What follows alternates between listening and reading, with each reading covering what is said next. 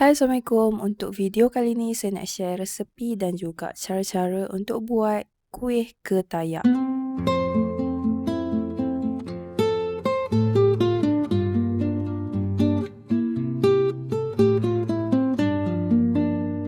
Mula-mula saya akan buat inti kelapa terlebih dahulu. Untuk bahannya saya gunakan 1 cawan setengah gula merah dan juga sepotong gula Melaka. Yang ni optional untuk tambahkan manis. Lepas tu saya masukkan 1 cawan air, daun pandan 1 helai dan juga 1/2 sudu kecil garam halus. Buka api dan masakkan bahan ni. Kita larutkan dulu gula.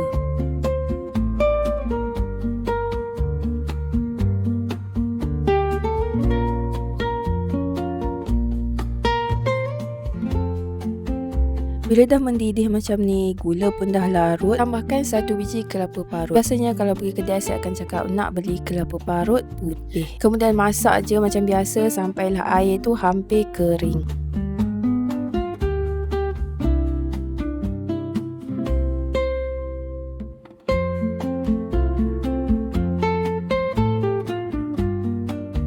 Air gula kita pun dah hampir kering, masih basah sikit-sikit. Masukkan pula 1 sudu besar tepung gandum. Tujuannya nak bagi air gula yang tersisa tu menjadi lebih pekat.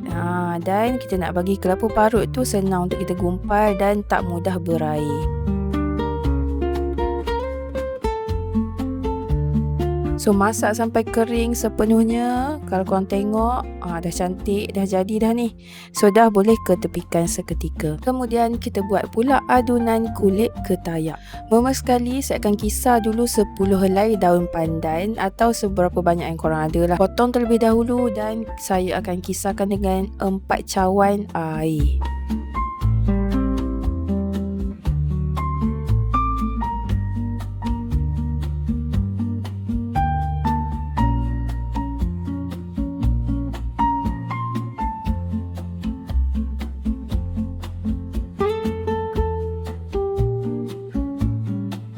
Dah siap kisar, saya akan tapiskan air pandan ni. Saya nak air pandan tu je. Kita akan dapat warna hijau dari pandan dan juga aroma dari daun pandan tu.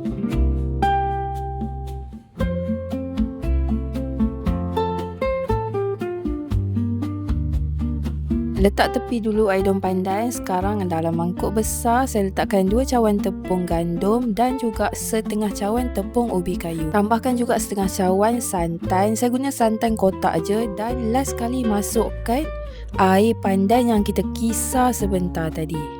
Masukkan sedikit demi sedikit. Kacau-kacau. Kemudian masukkan 1 biji telur dan sambung kacau lagi sampailah sebati. Last kali, ini optional, untuk naikkan lagi warna ketayak tu saya tambahkan beberapa titik pewarna hijau dan juga pewarna kuning. Nak bagi hijau tu cantik, nak bagi nampak natural, tambahlah sikit warna kuning. Kacau sampai sebati, sampai tak ada ketulan-ketulan tepung. Boleh juga tapis sebelum kita masak. Okey, sekarang kita panaskan kuali, sapukan minyak dan make sure kuali betul-betul panas, barulah kita masak kita punya kulit ketayak. Saya gunakan senduk macam ni untuk saya sukat untuk sebiji ketayak. Kalau pakai kuali yang jenis macam ni, kita kena rajin-rajin letak minyak dekat sekeliling. Ketayak kita pun dah kering, so dah boleh angkat atau terbalikkan. Kalau korang ada non-stick pan pun boleh guna. Kalau yang tu mungkin lagi senang. So sambung buat kulit ketayak. Untuk adunan ni korang akan dapat lebih sikit dari inti. Agak banyak, dalam 7 ke 8 biji. 7 ke 8 biji kulit ketayak yang lebih. Tapi sebenarnya bergantung juga pada saiz kulit ketayak tu. Kalau korang guna senduk yang lebih besar untuk cedok tu kan, mungkin dia akan lebih besar kulit ketayak tu dan mungkin ngam-ngam dengan inti yang kita buat tadi.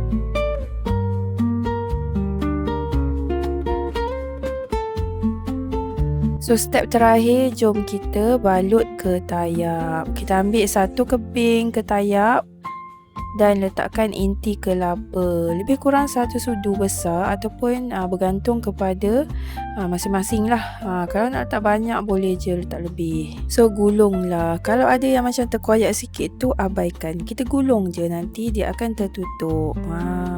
So dah siap lah sebiji ketayap kita.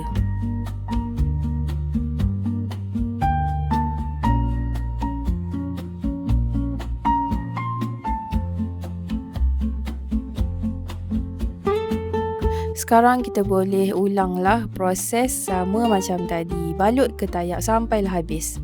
Nak buat ketayap ni senang je kalau kita dah dapat rentak.